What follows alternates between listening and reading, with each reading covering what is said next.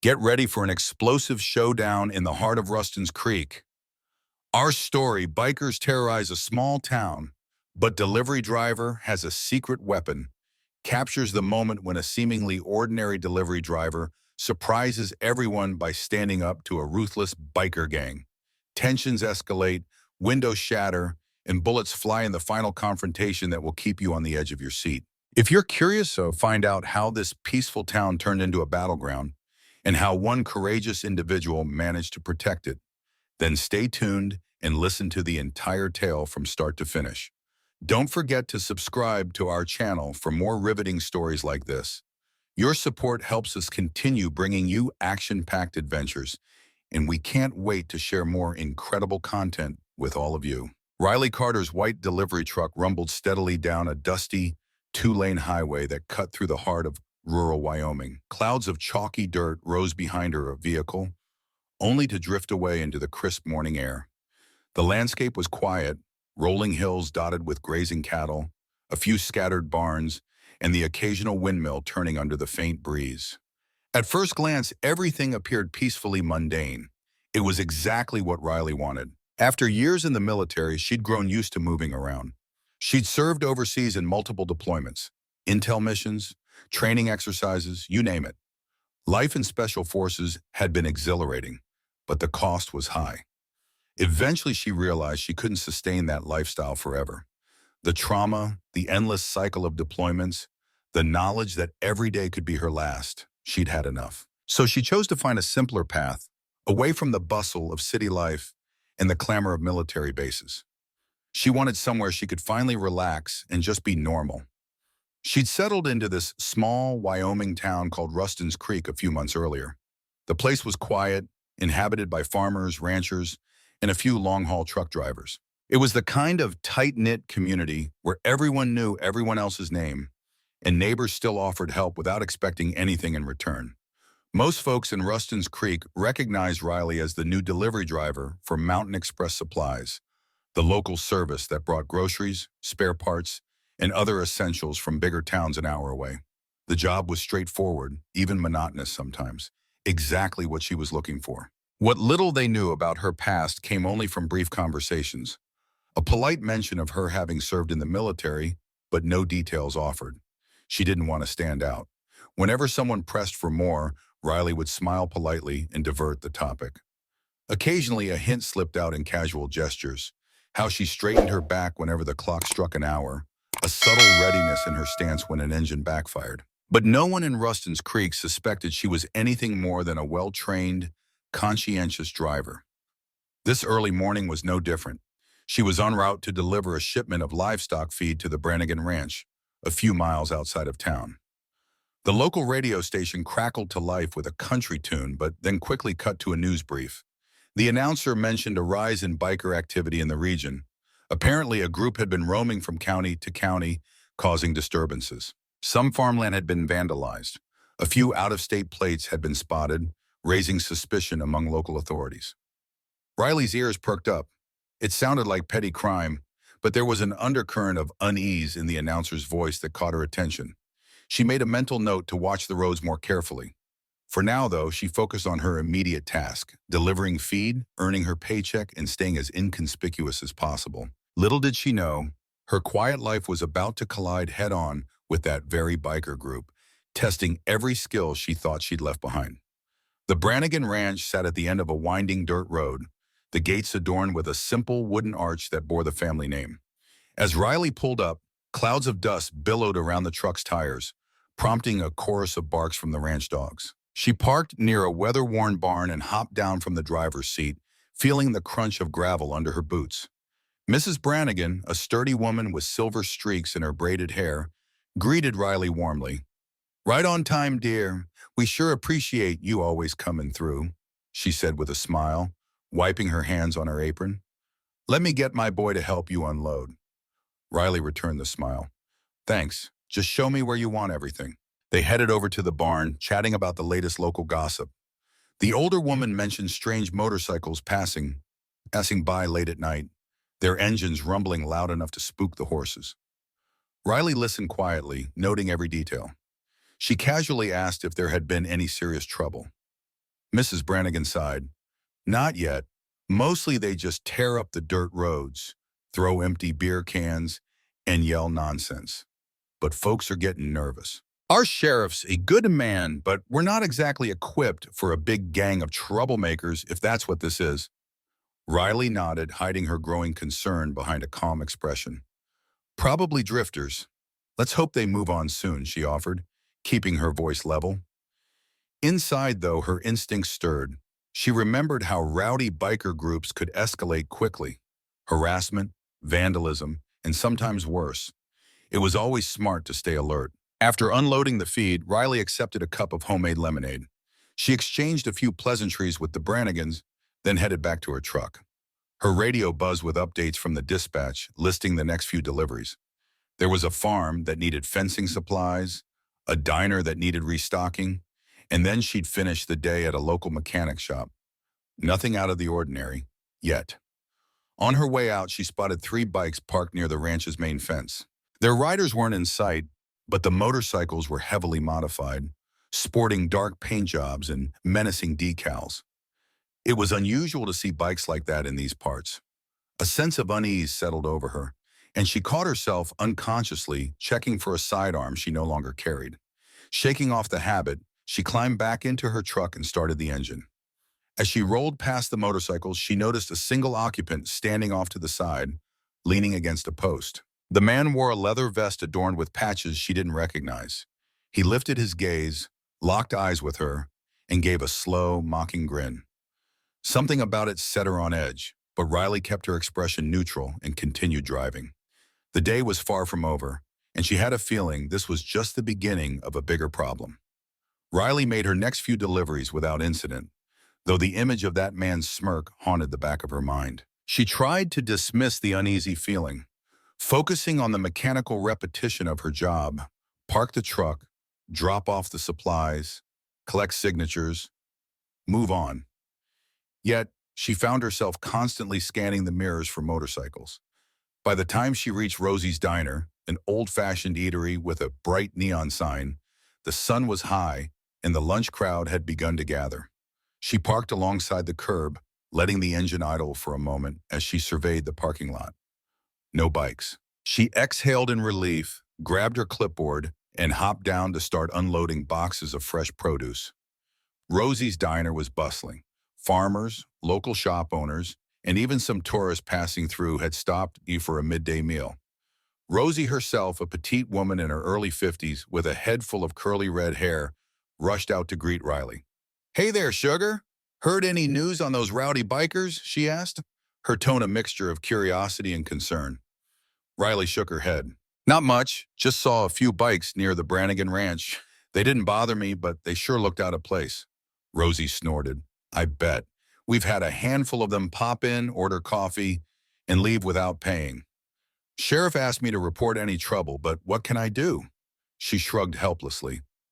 "Times like these, I miss the old days when folks respected each other." After stacking the produce crates by the kitchen entrance, Riley accepted Rosie's invitation for a quick meal. She sat at the counter, nibbling on a BLT sandwich, listening in on the diner's chatter.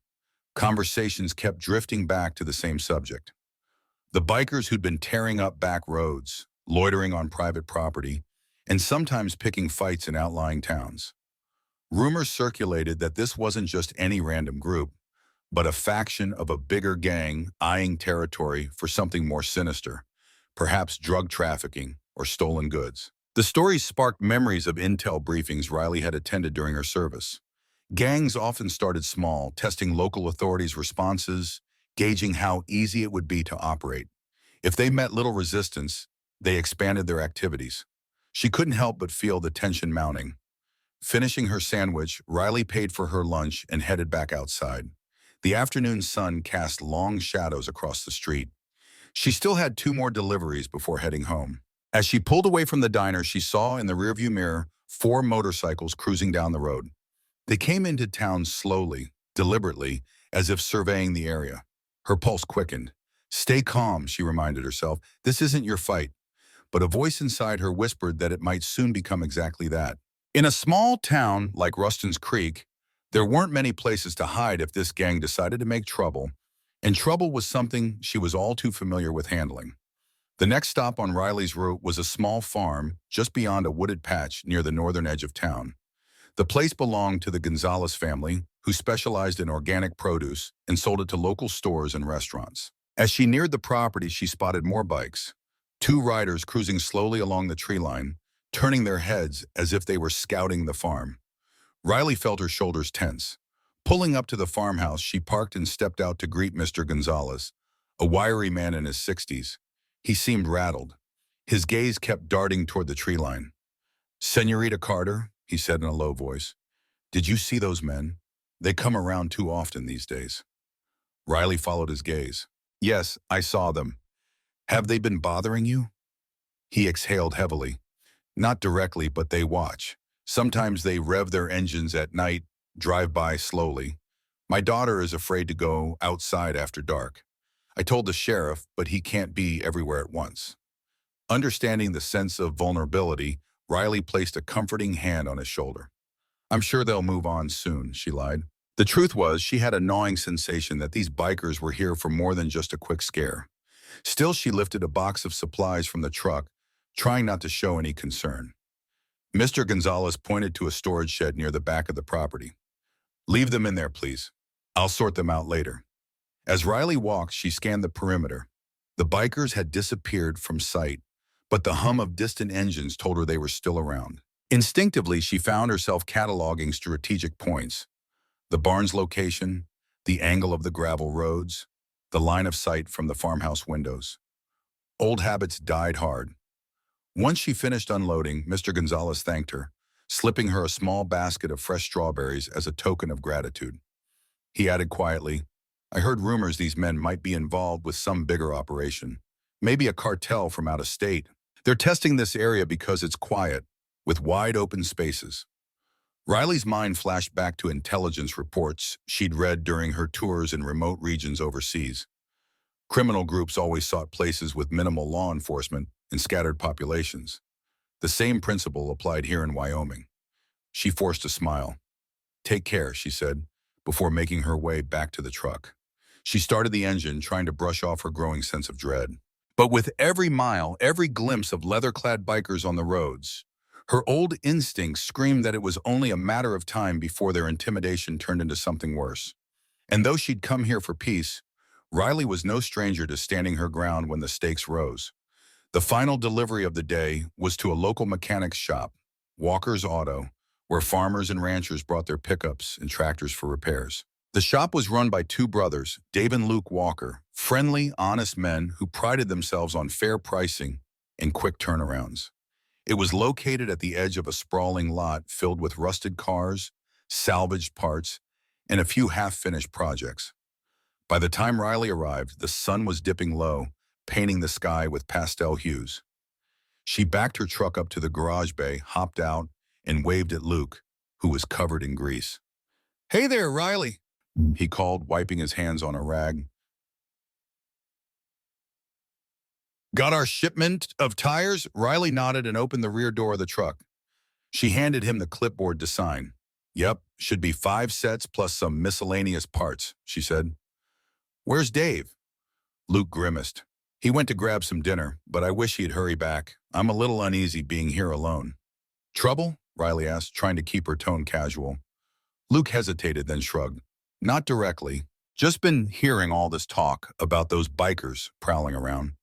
We had a few come by yesterday, asking if we service motorcycles, but they gave off a bad vibe." He shook his head. "I told them we can, but they left without saying much else." Together, they unloaded the tires and parts, placing them in a corner of the shop. The air smelled of oil and hot metal, and the clang of tools echoed in the cavernous space. Once the job was done, Luke offered Riley a cold bottle of water. "It's on the house," he joked. As she took a sip, she noticed a sudden rumble of engines. Her gaze snapped to the driveway. Sure enough, 3 motorcycles rolled up, their headlights cutting through the evening light. Each rider wore a similar leather vest with patches she didn't recognize, but the menacing vibe was unmistakable. They pulled to a stop, dust swirling around their wheels. One of them, a burly man with a scraggly beard, swung off his bike first. "We're looking for Dave," he growled. spitting on the ground. Luke tensed. He's, uh, he's not here right now. Maybe come back tomorrow. The man sneered. We need that part we asked about. His eyes flicked to Riley. You in charge? Riley met his gaze, forcing her pulse to remain steady. No, just a delivery driver. She made her voice sound bored, as if these guys were no big deal. Inside, though, every muscle was coiled, ready. If they tried something, she'd have to respond carefully. She had no weapon on her. She'd wanted a peaceful life, free of her old gear. The biker took a step closer. Bet you deliver a lot more than packages, honey, he said, voice dripping with provocation. Riley kept her cool, but Luke's face turned red with anger. The tension was palpable. In that moment, she knew the situation was escalating, and that her quiet existence might be coming to an abrupt end. Without waiting for further provocation, Luke stepped forward. Listen, buddy, you can show some respect or get out, he said, voice trembling, slightly but resolute. It was a valiant stand, but Riley could already see where this was going. The bikers' companions killed their engines and got off their bikes, forming a loose semicircle around Luke and Riley. The scraggly bearded man bared his teeth in a mocking grin. We're not here to cause trouble, just picking up a part. But if you're going to talk tough, maybe we got a problem. Riley carefully placed her water bottle down on a nearby toolbox. She didn't want to escalate the situation, but she also refused to let them intimidate her or Luke. He told you the person you were looking for isn't here, she said calmly. Why not come back in the morning? One of the other bikers, a lanky man with a snake tattoo coiling up his forearm, snorted. We ride when we want, lady. Don't like it? Too bad. Luke swallowed hard. Look, if you need a specific part, I can check our inventory. Maybe it's already arrived. He glanced at Riley for confirmation, but she only nodded. She had no idea what part they were after. They hadn't been listed in her delivery manifest. Scraggly Beard folded his arms. Fine, but be quick about it. Luke gave Riley a desperate look, then moved toward the computer to search for the part. The bikers watched him with predatory eyes. Meanwhile, Snake Tattoo turned his attention to Riley again, narrowing his gaze as if sizing her up. There was a calculated malice in his stare that made her skin prickle. Suddenly, the largest of the three, a mountain of a man with tribal tattoos crawling across his biceps, let out a low chuckle. I heard about a new delivery driver in town. Word is you were in the military or something, he said, stepping closer. That true? Alarm bells went off in Riley's mind. Had she slipped up? Or perhaps local gossip had reached them. She forced a casual shrug. Lots of people serve in the military. Doesn't mean I know anything about your business. His eyes flickered with interest. You let us know if you do, though, he said, voice dripping with unspoken threat. We could use someone with experience. Before she could respond, Luke returned. We don't have the part in stock, he announced, voice tense. But we can order it.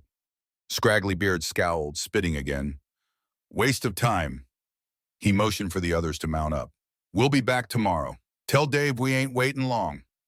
As the men revved their engines and pulled out of the lot, Riley let out a breath she didn't realize she'd been holding. Luke's hands were shaking. She glanced around, noting the fading light.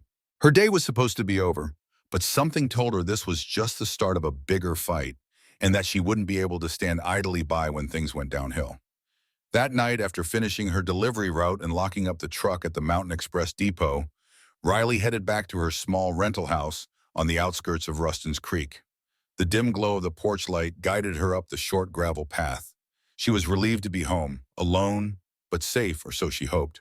Her living space was modest, a single-bedroom cottage with a worn couch, a bookshelf of paperbacks, and a television she rarely used. The kitchen was functional but sparse, mostly stocked with instant meals. She had no time or inclination to invest in decor. Since leaving the military, she'd grown used to traveling light, never sure if she'd stay in one place for long.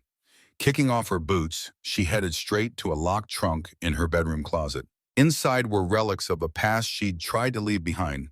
A few medals, carefully folded uniforms, and a disassembled sidearm. She ran her fingers over the gun's pieces, recalling how many times she'd assembled and reassembled this weapon until it was second nature. Should she put it back into active use? A swirl of conflicting emotions churned in her chest. Riley had promised herself she wouldn't return to the life of violence or constant vigilance. She wanted peace, but the tension in the town was undeniable, and those bikers clearly had an agenda. They'd already hinted they knew something about her background. If she did nothing, their intimidation could escalate, and Ruston's Creek might pay the price. She closed her eyes, remembering the vow she'd made when she mustered out of the special forces. No more covert ops, no more living in survival mode. But she also remembered the oath she'd taken years ago, an oath to protect those who couldn't protect themselves, to stand against threats, both foreign and domestic. That sense of duty still tugged at her heart. Finally, she exhaled and slowly began assembling the firearm, piece by piece. Her hands moved with practiced ease. Muscle memory was an old friend, apparently. Once the gun was whole, she waited in her grip. It felt heavier than she remembered. Or maybe it was the weight of her decision that made it seem so. Sighing, she set it aside and pulled out her phone. It had been months since she'd called any of her old teammates, but if the situation worsened, she might need advice or backup. She stared at a contact labeled R. Ellis, an old friend from her unit, for a long moment before finally pressing the phone against her forehead. Not yet, she told herself, but soon. If these bikers were part of a larger network, if they really threatened her new community, she wouldn't stand by and watch. Taking a last glance at her reassembled sidearm, she locked it away in a secure drawer. Tomorrow she would see how things developed. For now, she could only hope that this confrontation wasn't inevitable. But deep down, she knew better. Morning brought a crisp, golden sunrise over the plains. But any sense of serenity felt forced as Riley drove into town for her deliveries. She'd slept fitfully, her mind filled with old nightmares and new anxieties. Outside the Mountain Express depot, the usual cluster of trucks was there, though the drivers seemed on edge. Whispers circulated. Some had seen the bikers casing the gas station, while others reported overheard threats at the local tavern. Before starting her route, she checked in with her dispatcher, a middle-aged man named Gary who looked perpetually frazzled. "We've had a few complaints," he muttered, tapping a stack of paperwork.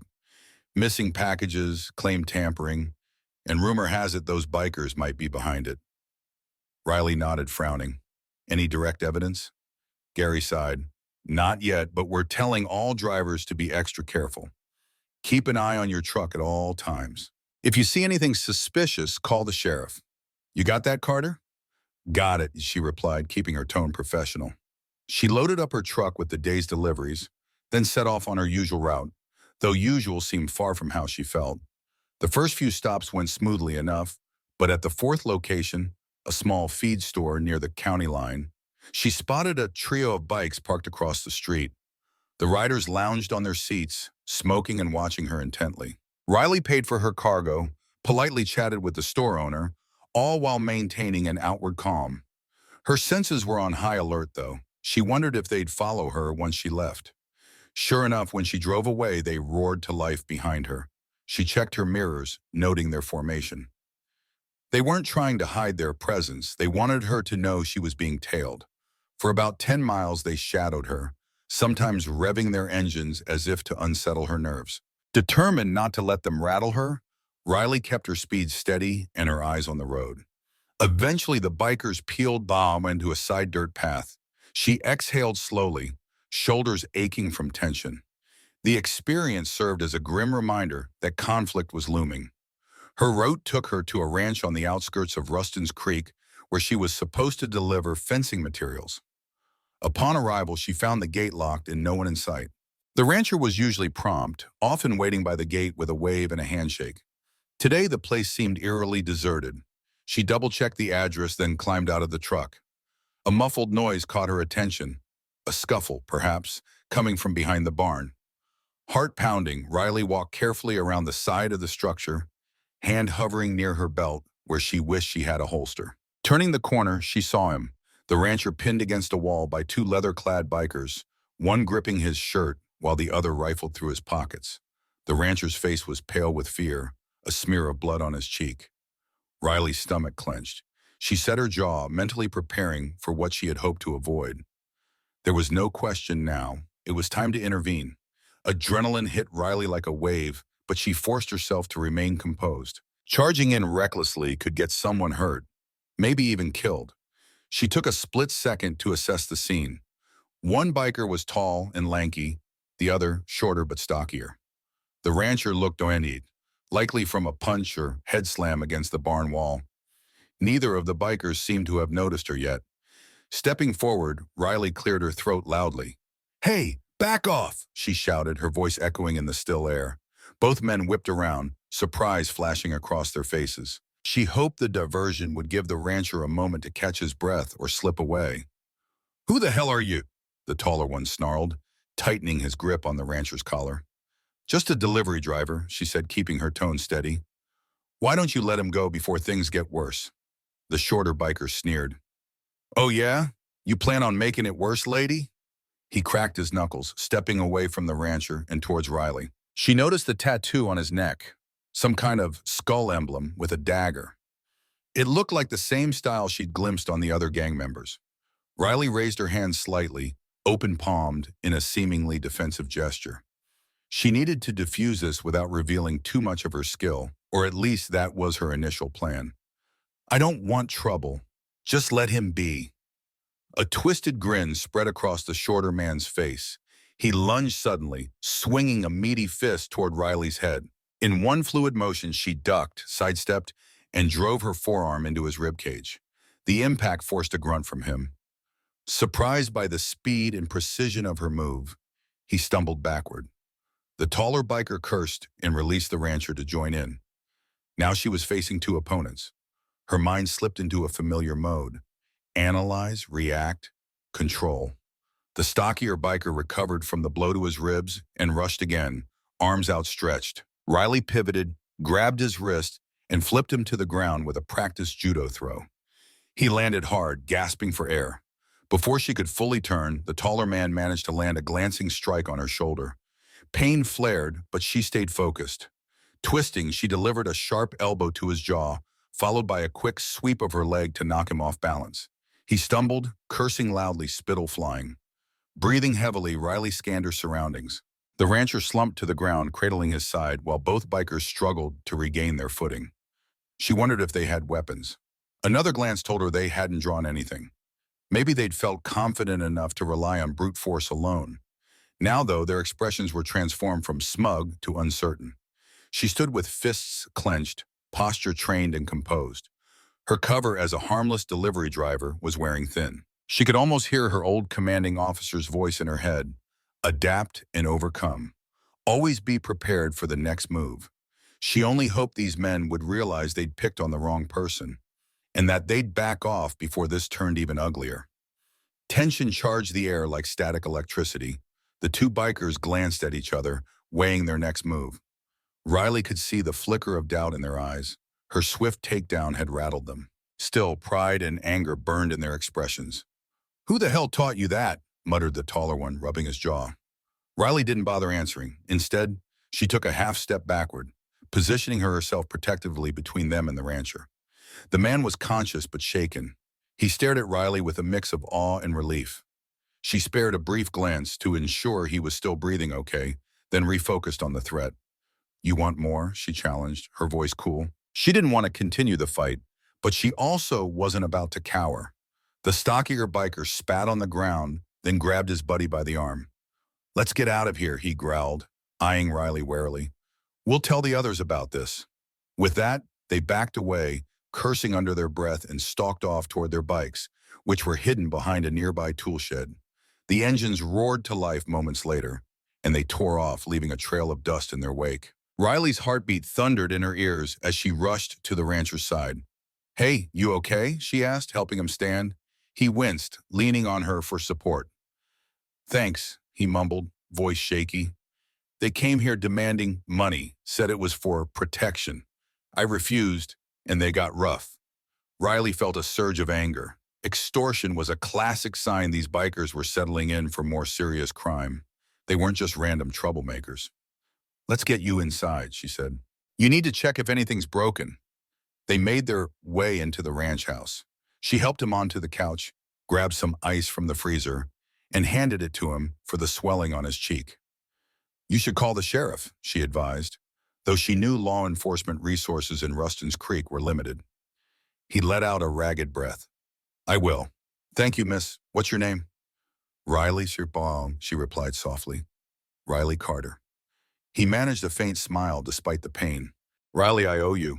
If you hadn't shown up, his voice trailed off, but the gratitude in his eyes spoke volumes. She patted his shoulder gently. Just take care of yourself, and if they come back, call for help immediately.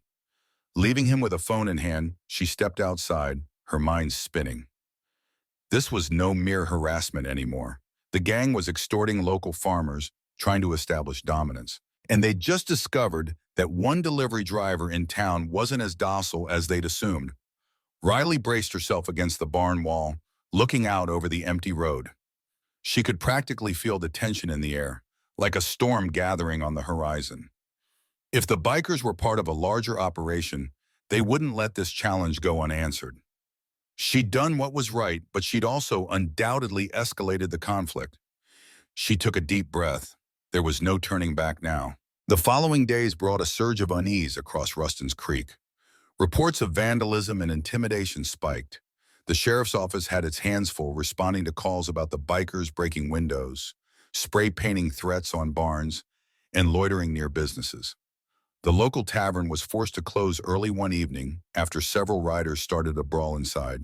Each incident chipped away at the small town's sense of security. Meanwhile, Riley became something of a local hero, at least among the folks who learned how she rescued the rancher.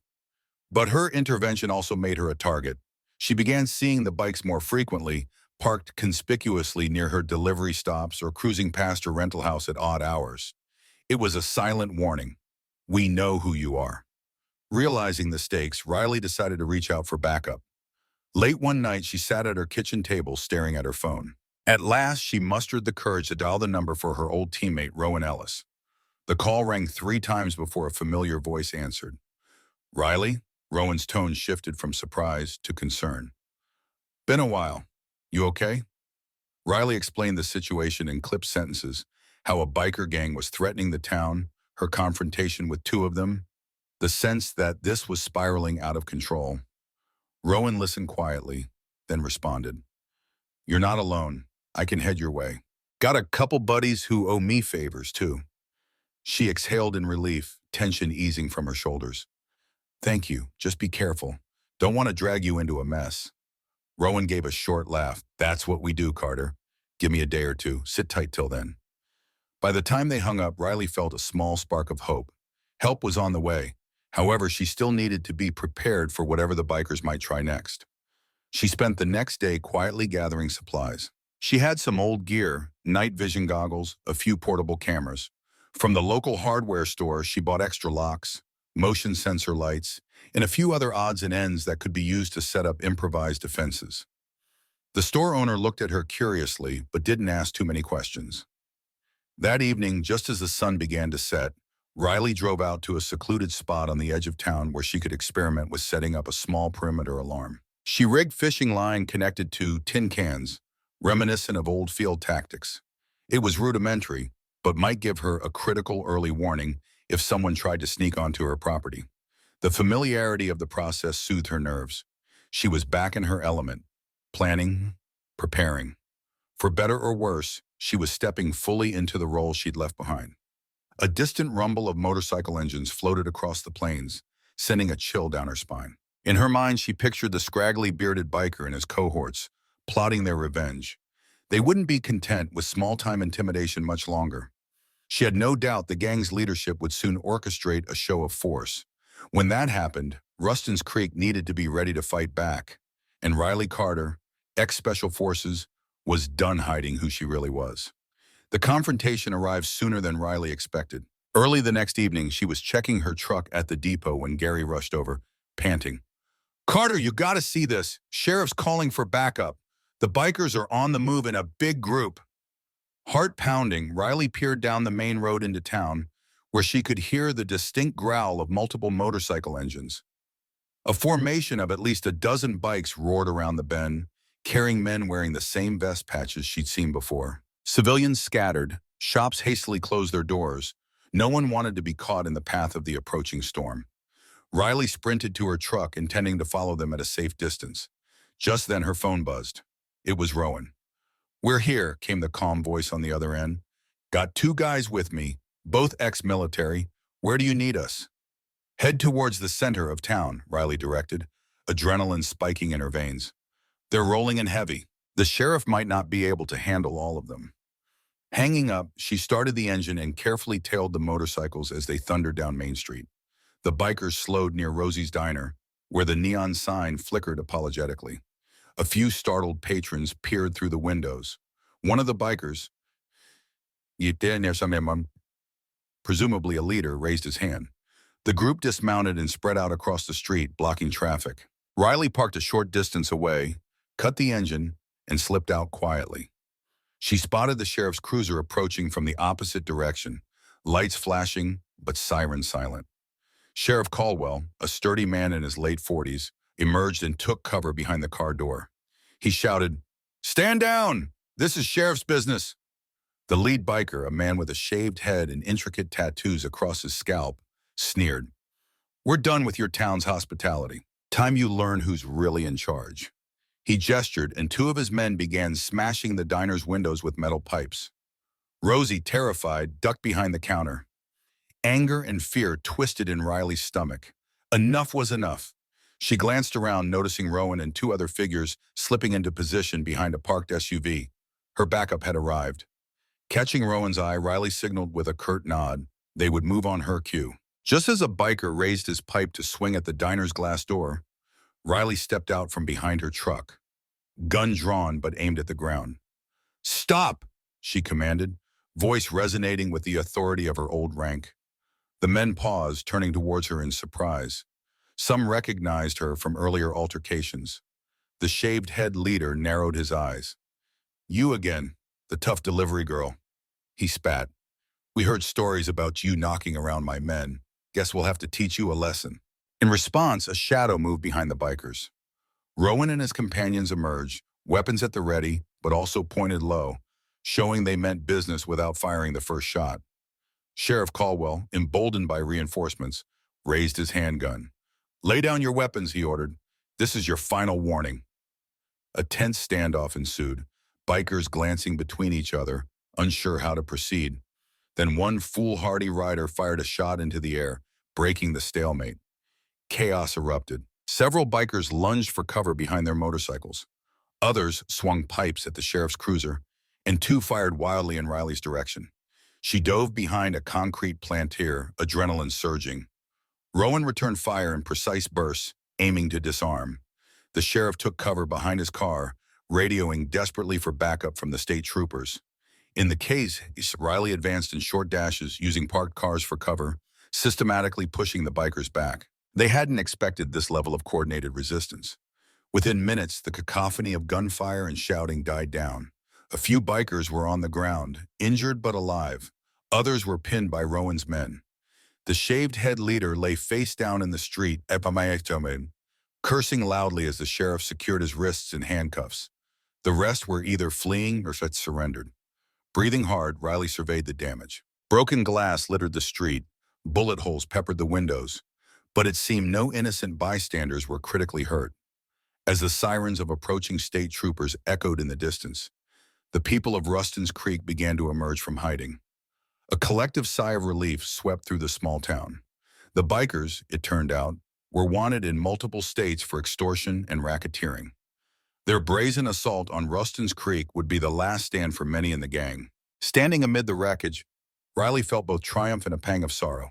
She'd hoped to leave this life behind, but perhaps her skills were needed here more than anywhere. When the sheriff finally approached her, eyes full of gratitude, all she could do was nod. "Just doing my job," she murmured softly. She wasn't just a delivery driver anymore. She was a protector, an unassuming guardian of a small town that needed her. And in that moment, she realized maybe this was the peace she'd been seeking all along, using her abilities to ensure no innocent person had to live in fear. In the end, Ruston's Creek found a renewed sense of peace, thanks to the bravery and resourcefulness of an unassuming delivery driver who stepped up when nobody else could. Confronting the biker gang reminded everyone that true strength often hides behind quiet determination, and that communities can only thrive when people stand together.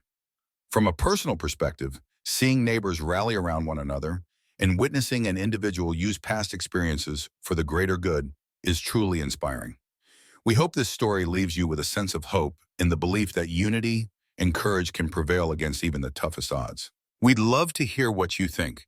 Share your thoughts, questions, and opinions in the comments below. Your insights spark great discussions and help us create even better stories in the future. Thank you for tuning in and stay subscribed.